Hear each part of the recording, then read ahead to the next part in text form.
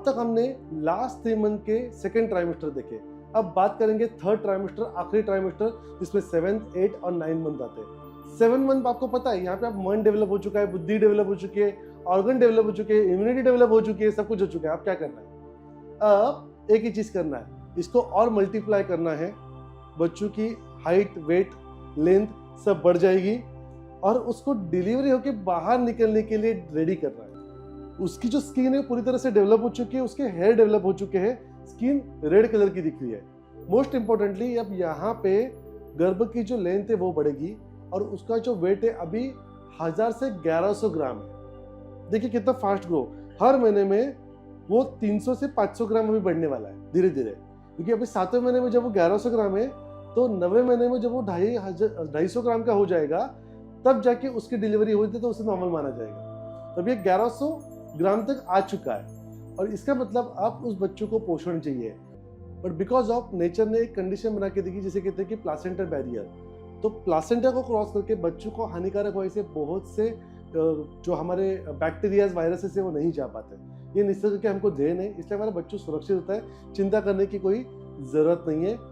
Importantly अब उसके अंदर ना अहम अस्मासी, मैं हूँ, मेरा एक अस्तित्व है और मुझे अभी यहाँ से बाहर निकलना चाहिए और मेरे आसपास क्या चल रहा है मुझे पता चल रहा है, बाहर आने की इच्छा जागरूक हो चुकी है।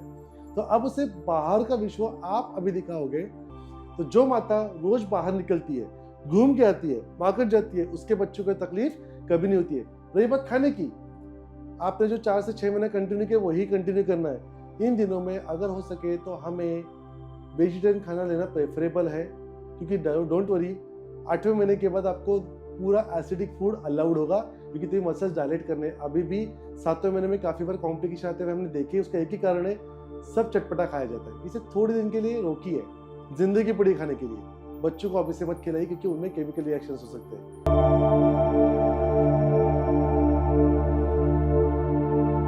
हमने 7th मंथ में देखा, उसमें एक भाव व्यक्त हो चुका है कि मेरा अस्तित्व है और अब मुझे बाहर की दुनिया देखनी है। मॉडर्न साइंस ने एक बहुत अच्छी चीज कही यहाँ पे, उन्होंने कहा है कि इस 8वें महीने में बच्चों के सभी ऑर्गन्स 100% डेवलप हो चुके हैं और उसकी बहुत रैपिड ग्रोथ हो रही है। उसमें भी नया बनना कुछ भी बाकी नहीं है, सिर्फ अभी उसकी साइज बढ़ेगी बाहर निकल के सर्वाइव करने के हिसाब से। देखिए अंदर का क्लाइमेट, अंदर का प्रेशर अलग है और बाहर का क्लाइमेट और प्रेशर अलग है। इसके हिसाब से उसकी ये जो डेवलपमेंट है अगले 2 महीने, ये बहुत रैपिड होगी एज कम्पेयर टू पहले के 7 महीने। और आचार्य सुश्रुति तो बहुत सिंपल कहा है, अष्टमे अस्तरी भवती ओजः। हमारे जो 7 धातु है, रस, रक्त, मांस, मेद, अस्थि, मज्जा, शुक्र, इन सब का एक सार भाग कहा गया है जिसे ओज कहते हैं, हमारा कॉम्प्लेक्शन। ये जो ओज है ना, जिसे हम हमारा आत्मा का जीव भी कहते हैं, मृत्यु के बाद एक जीव खड़ा रखा जाता है, उसको ओज खड़ा भी कहते हैं। तो ये हमारा वो हिस्सा है जो हम दिखा नहीं सकते पैथोलॉजिकली, वो प्रेजेंट है, इस पर हमारी स्ट्रेंथ सब कुछ डिपेंड है। ये ओज कभी माता के पास है और जब माता के पास है ना, माता एकदम रिलैक्स और फ्रेश है, और कभी कभी बच्चों के पास चला जाता है, तब बच्चों फ्रेश है पर माता ना डाउन है, और फिर माता के पास आएगा तो माता फ्रेश है। तो 8वें महीने में ना माता को कभी कभी ना एकदम डाउन फील होता है, कभी बहुत फ्रेश होता है, विच इज एब्सोल्युटली नॉर्मल, डरने की कोई बात नहीं है। ऐसा क्यों हो रहा है दोस्तों? बच्चों वो ओज अपने पास ले रहा है, सांस भर के जी रहा है, अभी माता को देता है कि मैं इसके बिना रह सकता हूँ, मुझे बाहर निकलना है, मुझे खुद की जिंदगी देखनी है।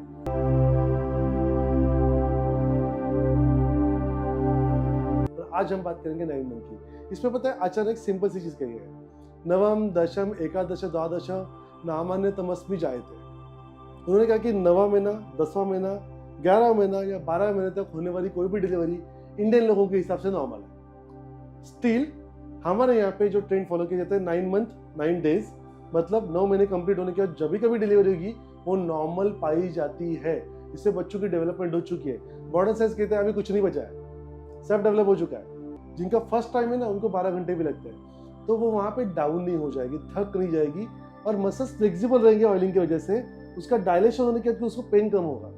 इसके बारे में आयुर्वेद ने ही सिर्फ सोचा है, ये बहुत अच्छी बात है। हम माताओं को बताएंगे इन महीनों में आपको क्या करना है। डेली आपको एक मेडिकेटेड ऑयल आयुर्वेद डॉक्टर से जाके पूछिए, आपके प्रकृति के हिसाब से चुनना है। कोई भी जो ऑयल नहीं उठाना है यूट्यूब देख के, उसे चुनना है। पूरे बॉडी को अभ्यंग करना है खुद के खुद से।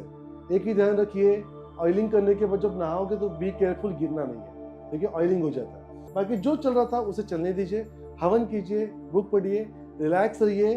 और सबसे इंपॉर्टेंट चीज, जब आपको लेबर पेन स्टार्ट होगी ना, तो 2 चीजों का याद रखना है। एक, आपको ब्लैक टी में ब्लैक पेपर में काली मिरी, इसका एक दाना कूट कर डालना है चाय बनाते समय, ब्लैक टी बनाते समय, और उसे माता को पीने देना है। साइंटिफिकली इट इज प्रूवन कि उसके अंदर ना ऑक्सीटोसिन जैसे कुछ पदार्थ है, जिसको आपको पेन आने का इंजेक्शन करके दिया जाता है। ये अगर आपको पेन स्टार्ट हो चुके तो इस माता को चाय जरूर पीना ना। कॉन्ट्रैक्शन होकर डिलीवरी जल्दी होती है और उसे तकलीफ न हो, इसलिए उसके पेट पे हल्के तेल से मालिश कीजिए। उसके हाथों पर, पैरों पे मालिश कीजिए, क्योंकि वो स्नायु जकड़ जाते हैं, उसके मांसपेशियां जकड़ जाती है। मोस्ट इंपॉर्टेंटली, हमें जिसे हलीम कहा गया है उसका सूप पीना मत भूलिए। ये आपको नॉर्मल डिलीवरी में थोड़ी हेल्प करेगा। और डोंट वरी, आपका बच्चा अभी गर्भ संस्कार से युक्त है, उसके अंदर खुद का ओज है, माता का ओज माता के पास है। और इसके बाद गर्भ संस्कार यहीं पे खत्म नहीं हुआ है 9वें महीने में। डिलीवरी के बाद क्या करना है, नामकरण संस्कार से लेकर पूरे गर्भ संस्कार बाकी है। डिलीवरी के 40 दिन तक, आगे 40 दिन हमें क्या करना है, अगले वीडियो में जरूर डिस्कस करेंगे, बहुत इंपॉर्टेंट है। बच्चों निकला मतलब हो नहीं गया, माता की पूरी लाइफ इसके ऊपर डिपेंड है, बिकॉज हार्मोन चेंज हो चुके हैं, गुब्बारा फूल चुके हैं, उसको सेट कर रहे हैं वापस। और अगर यहाँ वेट बढ़ गया ना, जिंदगी में कम नहीं होगा।